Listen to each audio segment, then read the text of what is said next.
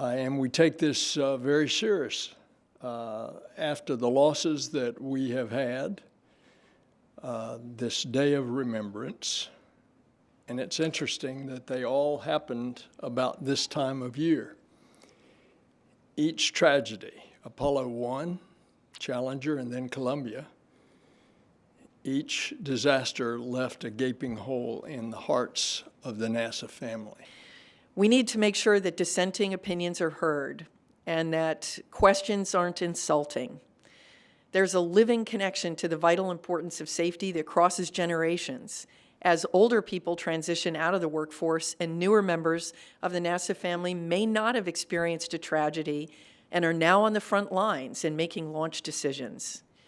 I want to encourage any of you who were not here when Columbia happened to seek out someone who was and ask them to tell their story, how it affected them and how it affected the agency. We can prevent accidents with people flying in space.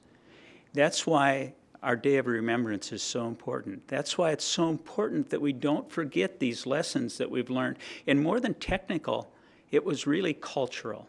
It was creating that environment to be able to speak up, to be heard, to focus on the task at hand, because it can happen to us. But we can explore space. We can break the boundaries without having to suffer the loss of crew if we do our jobs, if we stay focused, if we create an environment where everybody can be heard, all right? And that we actually listen. And there's a difference between hearing and listening, all right? That we actually listen to what's being said and that we encourage everybody to be part of the discussion, to be part of answering the solutions that we need to ensure that we fly safely.